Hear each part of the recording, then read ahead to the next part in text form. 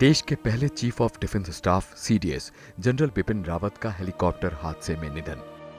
इस खबर ने पूरे देश को गहरे सदमे और अपार दुख में डाल दिया। तमिलनाडु के कुन्नूर में हुए हेलीकॉप्टर हादसे में इनकी पत्नी मधुरिका रावत और 11 अन्य सैन्य अफसरों की मौत हो गई।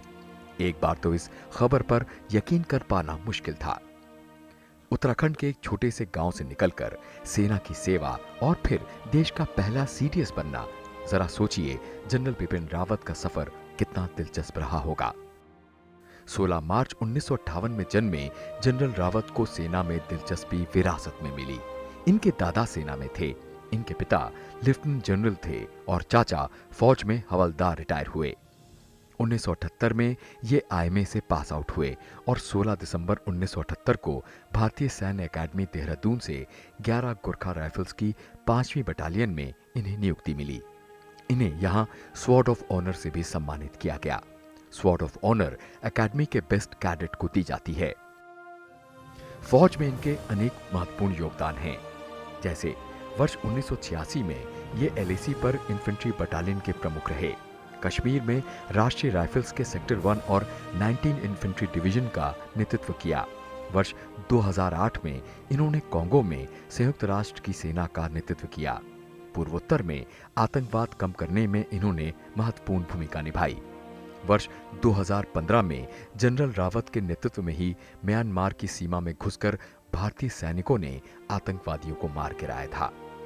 कश्मीर में इन्होंने आतंकियों के खिलाफ ऑपरेशन ऑल आउट चलाया था। ये general officer commanding in chief दक्षिणी कमांड रहे। ये सर्जिकल स्ट्राइक के मास्टरमाइंड कहे जाते हैं। दिसंबर 2016 में इन्हें सेना प्रमुख बनाया गया। 1 जनवरी 2019 को ये देश के पहले सीडीएस बने। देश में सैन्य सुधार में जनरल रावत की अहम भूमिका रही है। सीडीएस बनने के बाद तीनों सेनाओं के बीच तालमेल के लिए 5 थिएटर कमांड की घोषणा हुई, जिसका रोड मैप जनरल रावत ने तैयार किया। इन्होंने जोर दिया कि सेना में बजट का रैशनलाइजेशन का मतलब खर्च प्राथमिकता के आधार पर होना चाहिए। इनके मार्गदर्शन में सेना के नवीनीकरण पर काम काफी तेजी से चल रहा था, जिसमें सबसे प्रमुख था फौज में डाउनसाइजिंग, मतलब सीमा पर स्टैंडिंग आर्मी को कम करके तकनीक से देश को सुरक्षा देने पर जोर। भारत के पास विश्व की सबसे बड़ी स्टैंडिंग आर्मी है। इंटीग्रेटेड बैटल ग्रुप बनाने का प्लान जनरल रावत ने ही दिया था। आईबीजी की तैनाती चीन पाकिस्तान सीमा पर होनी थी। सरकार के सामने सेना के कई रैंक के रिटायरमेंट की उम्र बढ़ाने का इन्होंने प्रस्ताव भी रखा। जवानों के वेलफेयर के लिए इन्होंने कम समय में ज्यादा काम किया। जनरल बिपिन रावत के सीडीएस बनने के बाद फौज में यूनिफॉर्म में बदलाव की प्रक्रिया शुरू हुई थी, जिसकी झलक कुछ ही दिनों में पूरा देश देखने वाला है।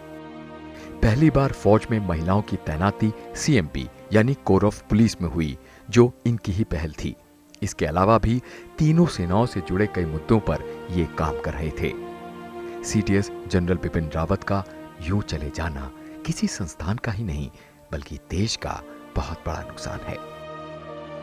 वर्ष 1996 में इससे पहले जनरल बिपिन चंद्र जोशी का थल सेना अध्यक्ष रहते हुए आकस्मिक निधन हुआ था। अपने भाषणों में कई बार जनरल बिपिन रावत जनरल जोशी का जिक्र किया करते थे। जनरल बिपिन रावत को फौज का शेर कहा जाता था।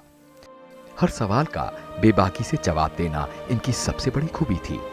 चेहरे पर आत्मविश्वास से भरी इनकी मुस्कान कभी ना भुलाने वाली है। इनके योगदान को पूरा देश याद रखेगा। जनरल बिपिन रावत को संसद टीवी का सादर नमन।